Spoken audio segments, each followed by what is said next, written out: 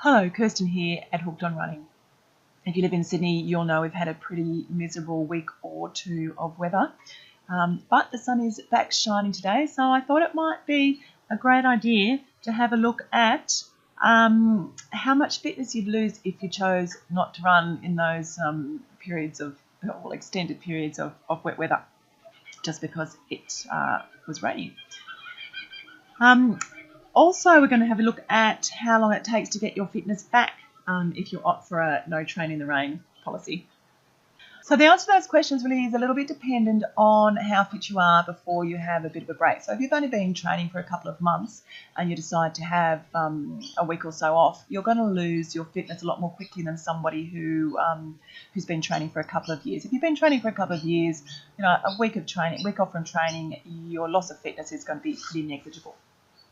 I thought we'd have a look at what happens to your 5K race time if you have some time off from training.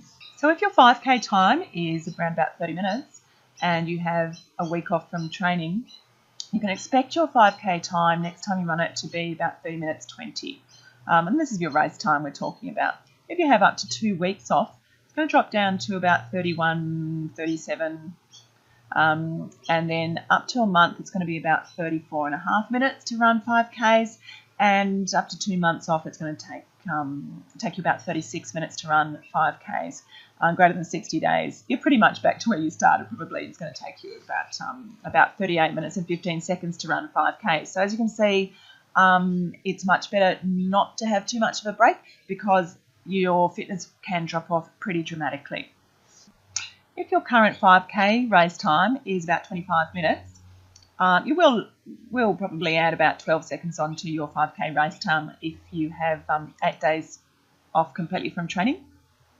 And then up to 2 weeks, your 5K time is going to drop down to about 26 minutes 20.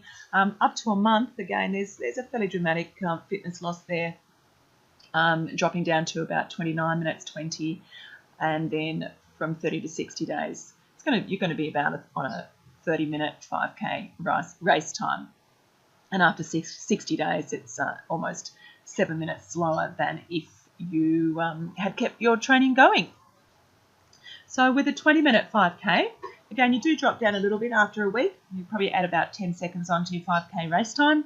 Then if you have up to about 2 weeks, your 5K race time is going to increase by about a minute. And then 2 minutes up to about a month, down to if you stop training for greater than 60 days, you will have added about 5.5 minutes onto your 5K race time. So best not to have massive breaks from training, as you just have to go through all that hard work over again. So how long will it take you to recover your fitness? Again, that kind of depends a little bit on a few things. So it's going to take you about 2 to 8 weeks to get back into the shape that you've been in.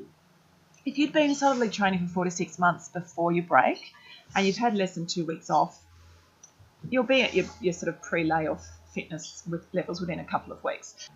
And even if you've had 2 months off, if you were well trained prior to your break in training, you probably will have retained about 40% of your fitness that you've gained through training. So it's not really going to take you that long to get back, which is pretty awesome. Just bear in mind, though, that you can't just pick up where you left off from.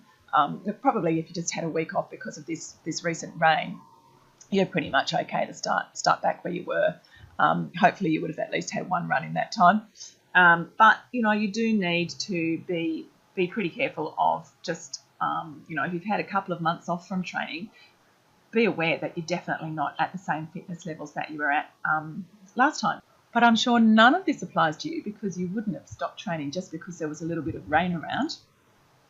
But if you do stop training for a length of time, just make sure that you take on a lower volume of training, so less training and at a lower intensity, so not as hard. So if you're getting back into doing some interval training, just ease back a little bit for a couple of weeks when you start to get back into it. Don't be despondent if you have had some time off from training, you go out for a run and you think, oh God, I feel like crap. It's not going to take long to get back. I hope that encourages you to get out there and pound some pavements today in the beautiful sunshine.